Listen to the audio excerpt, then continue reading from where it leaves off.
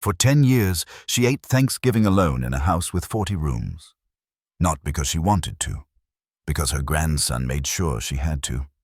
Her grandson imprisoned her in a 40-room mansion for 10 years, not with chains, but with an NDA that threatened to destroy her entire family if she spoke one word about what his grandfather did. The lawyers made it clear: stay silent, stay alone, or everyone loses everything. Until a black waitress knocked on the service entrance with fried chicken and saw what no one else had seen in a decade: a billionaire's grandmother who wasn't a widow, but a hostage. Before we go further, I need to ask you something that might make you uncomfortable. If you discovered your entire inheritance was built on someone's murder, would you choose the truth or your family's financial security? Drop your answer in the comments. I want to know if you're braver than you think you are. And if stories like this one, stories about moral, impossible choices and the courage it takes to knock on a stranger's door, hit you differently, click subscribe, because what happens next will test everything you just said. Now, let us begin. Bonnie Hashford sat at the long marble table, surrounded by empty chairs that used to hold her children, her grandchildren, her life. The lawyers had made it clear: one word about what happened, and the trust fund disappears. The family loses everything. You lose everything. So she stayed silent. She stayed alone. The Connecticut estate looked like something out of a magazine. Sprawling lawns, iron gates, windows that caught the afternoon sun and threw it back like shields. 40 rooms, most of them empty, most of them silent. Bonnie Hashford, 58 years old, sat at the head of a table meant for 12. 12 plates arranged in perfect symmetry. 12 napkins folded into swans, 12 wine glasses catching the light. Only one plate had food on it. She cut a piece of turkey with the precision of someone performing surgery, placed it in her mouth, chewed without tasting. The house was so quiet she could hear her own heartbeat. Outside, beyond the gates, families were gathering. Laughter, chaos, burnt rolls and arguments over football games. Up here, in this glass fortress, time had stopped 10 years ago. The day Gerald died. The day Preston found the files. The day everything ended. Bonnie reached for her wine glass and paused. For a moment, she couldn't remember if she'd already taken a sip. She stared at the glass, at her reflection distorted in the curve of crystal, and felt the familiar flutter of panic. Was it yesterday I sat here? Or today? She set the glass down carefully and looked at the empty chairs. 11 of them.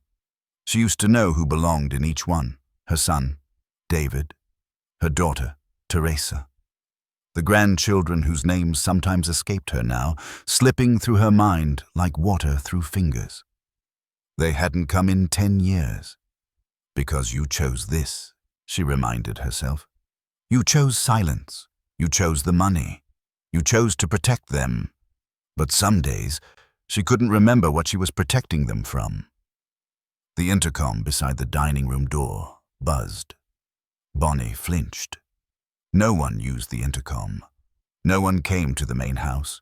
The staff knew better. She stood slowly, her knees protesting, and walked to the small monitor mounted on the wall. The screen showed the service entrance at the back of the estate. A young woman stood there, early 20s, brown skin glowing in the late afternoon light. She wore a catering uniform, white shirt and black pants, and she was holding a foam container with both hands. Her hair was pulled back in a neat bun, a few coils escaping around her face. She looked nervous. She looked kind. Bonnie pressed the intercom button. Her voice came out rougher than intended. Yes? The young woman, startled, looked directly at the camera. Oh, hi. I'm so sorry to bother you. I'm with the catering company for the event at the guest house. I took a wrong turn and... She stopped, squinted at something off camera. Ma'am, are you eating alone? Bonnie's breath caught. No one had asked her that in 10 years. That's none of your concern, she said, but her voice cracked. The young woman shifted the container in her hands. I know, I'm sorry. It's Thanksgiving. And I saw you through the window and... She trailed off, seemed to be wrestling with something, then she lifted the container slightly. I brought extra chicken from the catering. It's my mama's recipe. Soul food. Nobody should eat alone on Thanksgiving. Bonnie stared at the monitor, at this stranger who had no reason to care. At this young woman who was risking her job to knock on the door of a house everyone in town knew to avoid. "What's your name?" Bonnie whispered. Ari Donald." Something in Bonnie's chest cracked open. She pressed the button that unlocked the service entrance. "Come to the kitchen door, the one with the blue trim." Ari Donald had been working since 5 a.m. 2 shifts at the diner, then this catering gig that was supposed to be easy money. Serve food at some rich family's guest house party, smile, collect the check, go home to her sister. But she'd gotten lost on the massive estate, wandered past the tennis courts and the fountain and found herself staring at the main house. That's when she saw her. An older white woman, sitting alone at a table surrounded by empty chairs. The posture was what caught Ari's attention. Shoulders curved inward, head slightly bowed, like someone trying to make themselves smaller. It was the exact same posture her mother had in that final Thanksgiving before the sickle cell took her. The posture of someone who'd given up. Ari had knocked before she could talk herself out of it. Now she stood at the kitchen door, container of chicken growing cold in her hands, wondering what the hell she was doing. The door opened. The woman from the monitor stood there. Up close, she was striking. High cheekbones, steel-gray hair cut sharp at her shoulders, eyes that were pale blue and desperately sad. She wore an expensive cream sweater and pearls, but her hands trembled slightly. "You came," the woman said, like she hadn't expected it. "I did." Ari held out the container. "It's fried chicken, collard greens, mac and cheese. My mama used to make it every Thanksgiving. I work at the diner down on Riverside, and I always make extra for the holidays, in case..." She stopped herself. "In case someone needs it." The woman took the container, stared at it like Ari had handed her something sacred. "What's your name again?" "Ari Donald." "Ari." The woman tested the name, then her eyes went slightly unfocused. "Teresa, is that you, baby?" Ari's stomach dropped. "No, ma'am. I'm Ari, not Teresa." The woman blinked, the confusion cleared, replaced by sharp embarrassment. "I'm sorry, sometimes I forget." She stepped back from the door. "I'm Bonnie Hashford. Would you like to come in?" "Are you sure? I don't want to..." "Please." The word came out desperate.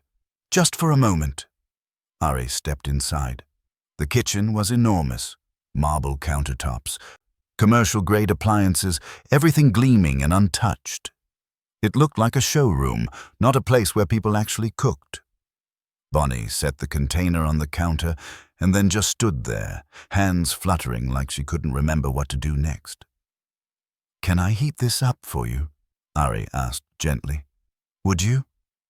Ari found a plate, transferred the food, slid it into the microwave.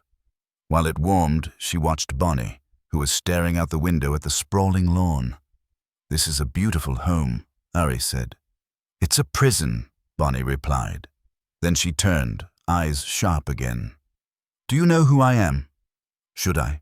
"My late husband was Gerald Hashford Technologies, computers, software, government contracts, very rich, very powerful, very dead." The microwave beeped. Ari retrieved the plate, set it on the counter. "I'm sorry for your loss." Bonnie laughed, but it wasn't a happy sound. "Everyone is, but no one asks why I'm here alone." "Why are you here alone?" Bonnie opened her mouth to answer. Then her eyes went to something above the doorway. Ari followed her gaze. A small security camera, its red light blinking steadily. Bonnie's face closed off. "I should let you get back to work." "Mrs. Hashford, if you're smart, you'll leave." Bonnie's voice dropped to a whisper. They watch everything, every room, every conversation, my grandson's lawyers, they—" She swayed slightly. Ari reached out to steady her. "Are you okay?" Bonnie gripped Ari's hand with surprising strength. Her eyes were clear again, painfully clear. "But if you're brave, come back tomorrow, please. I can't remember why I'm supposed to be alone anymore." Ari saw the medical alert bracelet then. White plastic, bold black letters. Memory care patient. Her phone buzzed. The catering supervisor, probably wondering where the hell she was. "I have to go," Ari said softly. "But I'll come back, tomorrow, I promise." Bonnie nodded, released her hand. "They'll try to stop you. Let them try." Ari didn't sleep that night. She sat at the kitchen table in her tiny apartment, her laptop open, searching. Bonnie Hashford. The results were strange. Hundreds of articles about Gerald Hashford, about Hashford Technologies, about the empire he'd built. But Bonnie? Nothing recent. The last photo of her was from 10 years ago, standing beside Gerald at some charity gala.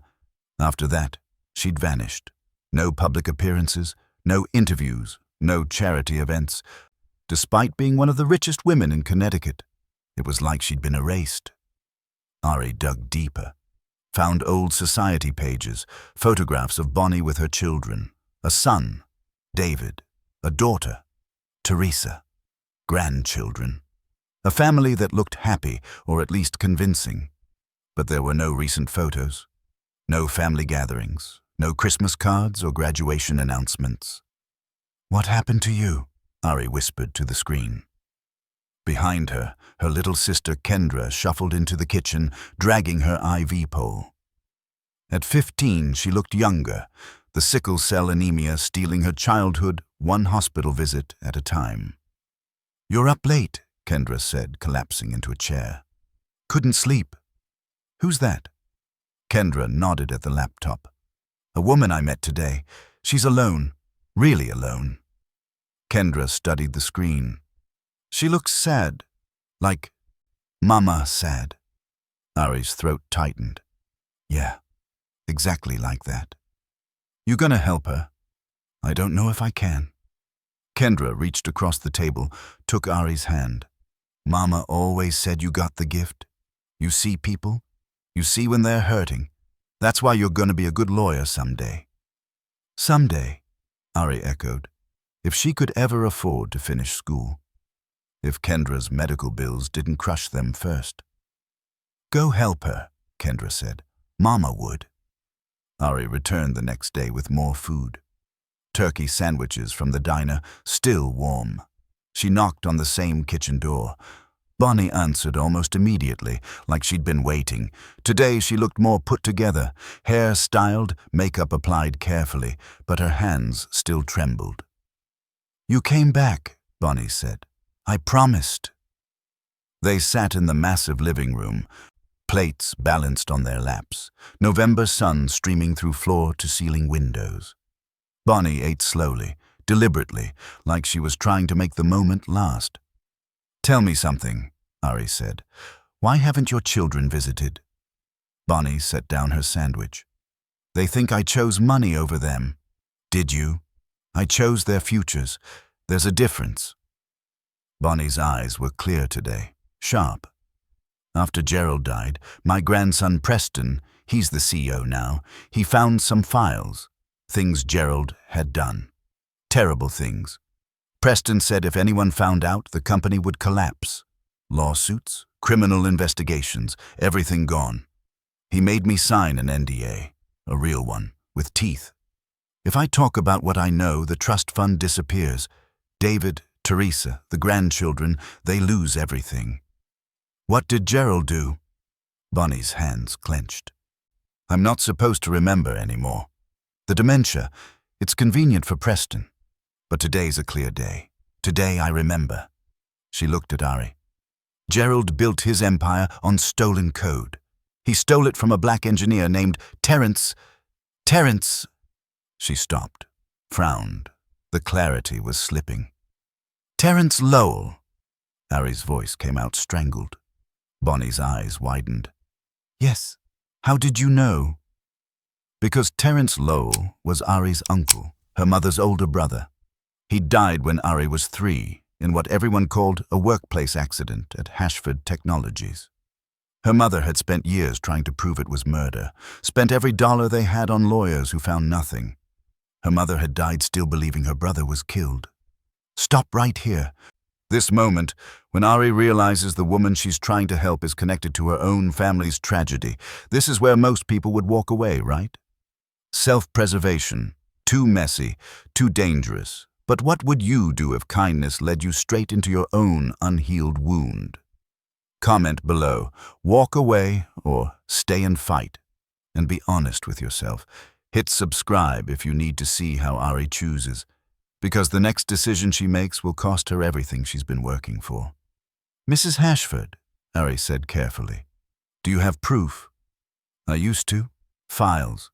In Gerald's study. But I can't remember where. Bonnie pressed her palms to her temples. Some days I can't remember my own children's names. How am I supposed to remember where I hid evidence from 10 years ago? The front door opened. Both women froze. Footsteps in the foyer, expensive shoes on marble.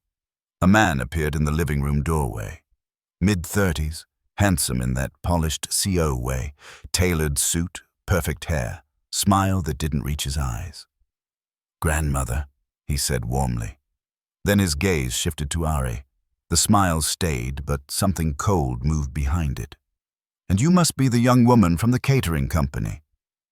Ari stood. Ari Donald. Preston Hashford. He moved into the room with the confidence of someone who owned everything in it. I hope my grandmother hasn't been boring you with her stories. Not at all. She tells wonderful stories, very vivid, very detailed. His tone was pleasant, but there was steel underneath. Unfortunately, most of them aren't real. The dementia, you understand. Early stages, but progressing. Bonnie had gone very still. Very quiet. Preston sat on the arm of a chair, casual. I looked into you, Miss Donald. Community college, pre-law program, working 3 jobs to support your younger sister, medical bills. It's admirable, really. Ari's stomach dropped. I'd like to help, Preston continued. Hashford Technologies has a scholarship fund. We could cover your tuition and your sister's treatments. Sickle cell anemia is expensive. We could arrange something. Let's say $50,000, an early Christmas gift. In exchange for what? In exchange for letting my grandmother rest. She gets confused when strangers visit, agitated. Her doctors have been very clear that she needs routine, stability. He pulled an envelope from his jacket pocket, set it on the coffee table. That's a check, already made out. All you have to do is cash it and stop coming by. Ari stared at the envelope. $50,000. Kendra's next 3 treatments paid for, her tuition for 2 years, everything she needed. All she had to do was walk away from a confused old woman who probably wouldn't even remember her name tomorrow. She picked up the envelope. Preston smiled. Ari ripped it in half. I don't want your money, she said. And your grandmother isn't confused. She's lonely. There's a difference. $50,000. Her sister's medical bills paid, her tuition covered, her entire future solved with 1 check, and she ripped it in half. Now ask yourself this. How much would someone have to pay you to walk away from doing the right thing? Put a number in the comments. No judgment, just truth. Because what's about to happen will make you question whether Ari just made the bravest choice of her life or the most foolish. Subscribe so you don't miss what that choice costs her. Because Preston Hashford doesn't lose gracefully. Preston's smile vanished. He stood, and suddenly the pleasant CO mask was gone, replaced by something sharp and dangerous. Miss Donald, you have no idea what you're protecting her from or what you're risking. Then tell me. No, he moved toward the door, then paused. My grandmother is not well. If she continues to have unauthorized visitors, I'll have no choice but to move her to a facility where she can receive proper care. 24-hour supervision. No visitors except family, for her own safety, you understand. He left. Bonnie hadn't moved, hadn't spoken. She stared at her hands. "Mrs. Hashford, you should have taken the money," Bonnie whispered. "I'm not worth this. I'm not worth anything anymore." Ari knelt in front of her, took her trembling hands. "My uncle died because of your husband. My mother died trying to prove it. If there's evidence somewhere in this house, I need to find it. Will you help me?" Bonnie looked up. Her eyes were wet but clear. "He'll destroy you. Let him try." Something shifted in Bonnie's face, a ghost of who she used to be before 10 years of silence broke her. "Gerald's study," she said. "Second floor, east wing. I haven't been able to go in there since... She closed her eyes, concentrated. "The safe, behind the bookshelf. Wedding anniversary, June 12th, 612. "Can you show me?" Bonnie stood, swaying slightly. Ari steadied her. They climbed the stairs together, Bonnie gripping the railing, Ari staying close. The east wing was darker, dustier. No one had been here in years. Gerald's study looked frozen in time.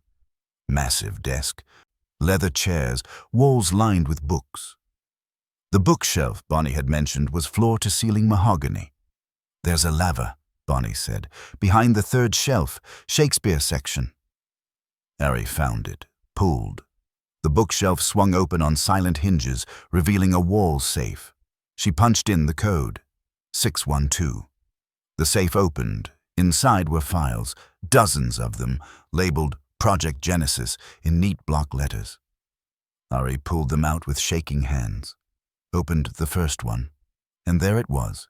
Schematics, code, patents, all stamped with Terence Lowell's name, and stapled to the back, a memo from Gerald Hashford, "Eliminate liability, make it look accidental."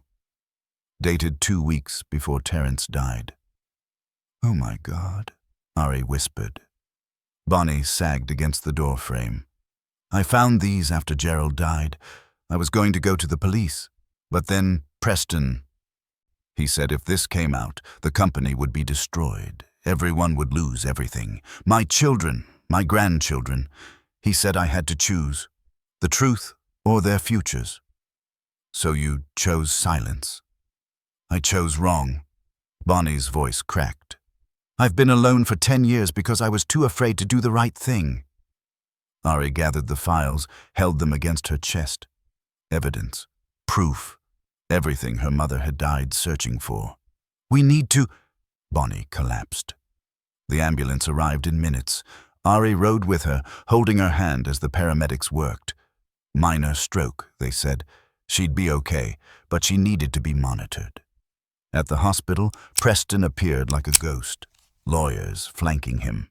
"Miss Donald," he said coldly, "I need you to return what you took from my grandmother's house." "I didn't take anything." "The files in your bag say otherwise. That's stolen property. Return them now, or I'll have you arrested." Ari clutched her bag. "These files prove your grandfather murdered my uncle." "Those files prove nothing except that my grandfather was a thorough businessman.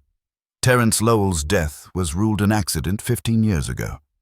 The case is closed." He stepped closer. "But let's say you're right.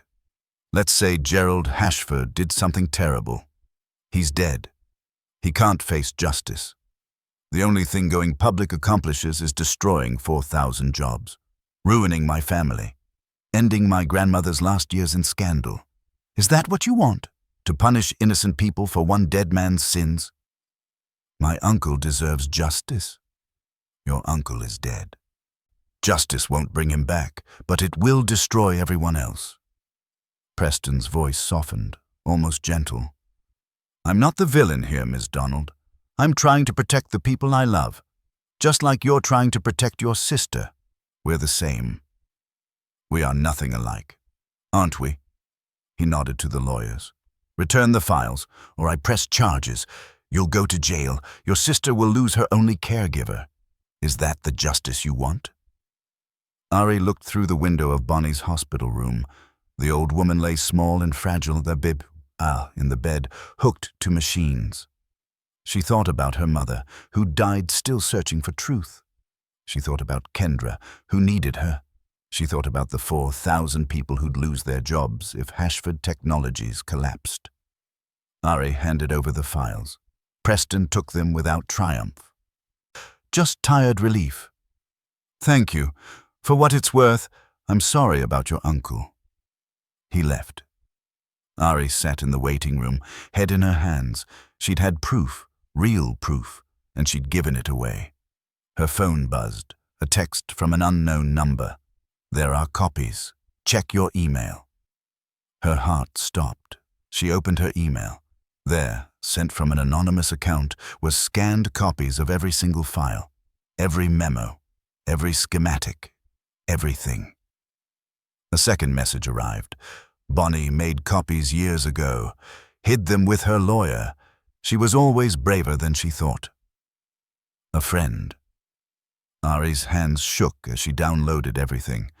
Bonnie woke 2 days later. Ari was there, had barely left the hospital. You stayed, Bonnie said, voice rough. Of course I stayed. Preston told me you gave him the files. I did. But we had copies. Ari showed her the laptop. Your lawyer sent them to me. Bonnie's eyes filled. I don't remember doing that, but I'm glad I did. She reached for Ari's hand. What are you going to do? I don't know. If I go public, thousands of people lose their jobs. Your family loses everything. But if I don't... She stopped. My mother died searching for this truth. How do I not honor that? Maybe, Bonnie said slowly. There's a third option. Not silence, not destruction. Something else. Like what? Let me talk to my children first. They need to know the truth. They need to understand why I've been alone.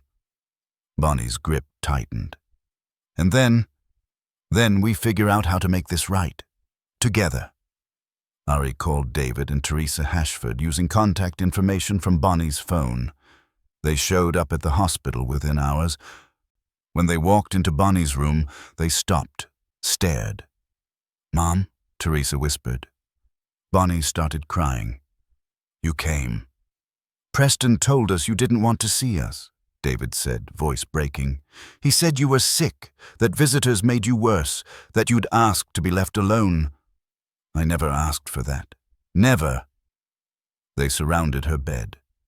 10 years of separation collapsed in seconds. They held each other and cried, and Ari slipped out to give them privacy. In the hallway, she found Preston waiting. He didn't look angry. He looked defeated. You win, he said. This isn't about winning. Then what is it about? It's about doing the right thing, even when it's hard. Ari met his eyes. Your grandfather killed my uncle. You've spent 10 years protecting that secret, but secrets like this, they poison everything. They poisoned your grandmother's life. They poisoned your relationship with your family. How much more are you willing to sacrifice to protect a dead man's reputation? Preston looked away. If this comes out, I lose everything. My career, my Senate run, the company, then maybe you deserve to. He flinched. Or, Ari continued, maybe you do something different, something Gerald Hashford would never do. You make it right. 3 months later, Ari sat in her law school class at Yale. Full scholarship, the Terence Lowell Memorial Scholarship, funded by the newly established Lowell Foundation. Preston Hashford had withdrawn from the Senate race. He'd stepped down as CEO of Hashford Technologies, and then he'd done something no one expected. He'd liquidated his personal assets and established a foundation in Terence Lowell's name. Scholarships for black engineers, grants for families affected by workplace negligence, reparations. It wasn't enough. It could never be enough, but it was something. The news cycle had been brutal. The scandal had tanked Hashford Technologies' stock. But the company survived, restructured under new leadership. Some jobs were lost, but not all. and the foundation meant Terence Lowell's name would live on, would mean something beyond the tragedy of his death. Ari's phone buzzed. A text from Bonnie. "Thanksgiving at my house, the whole family. You and Kendra are invited. Please, come." Ari smiled. Thanksgiving Day. Ari and Kendra arrived at the Hashford estate carrying sweet potato pie and their mother's fried chicken recipe. The house was full. David and Teresa and their families. Grandchildren running through halls that had been silent for too long, laughter echoing off marble. Bonnie stood in the foyer, wearing an apron over her elegant dress, flour on her hands. She looked older, frailer. The stroke had taken something from her, but her eyes were clear. "You came," she said. "We promised." They set the table together. Not 12 places this time. 18, every chair filled. During dinner, Bonnie stood and raised her glass. Her hand shook, but her voice was steady. 10 years ago, I made a choice I thought would protect my family. Instead, it imprisoned me. It took a brave young woman knocking on my door with fried chicken to show me that sometimes the greatest protection we can offer the people we love is the truth, even when it costs us everything. She looked at Ari. "My husband did terrible things. We can't undo them, but we can honor the man he hurt. We can build something good from something terrible. We can choose differently." Around the table, people wiped their eyes. After dinner, Bonnie pulled Ari aside. They stood by the window overlooking the lawn. "The doctors say I have maybe a year before the dementia takes everything," Bonnie said. "But I'll have that year with my family. Because of you. You saved yourself, Mrs. Hashford. You made those copies. You protected the truth, even when you couldn't remember why." Bonnie smiled. "I want to show you something." She led Ari to the dining room, the long table where she'd eaten alone for 10 years. "I used to set 12 plates, Bonnie said. One for each person I'd lost, but I was setting the table for ghosts, for guilt, for punishment." She picked up 2 plates from the sideboard, handed one to Ari. "Now I set the table for the living, for the people who showed up, for the people who stayed." They placed the plates side by side. "Who are these for?" Ari asked. "This one," Bonnie touched the first plate, "is for your mother, who never gave up searching for truth, who taught her daughter to see people who were suffering and refused to look away." She touched the second plate. "And this one is for you, the girl who brought me chicken, who brought me home."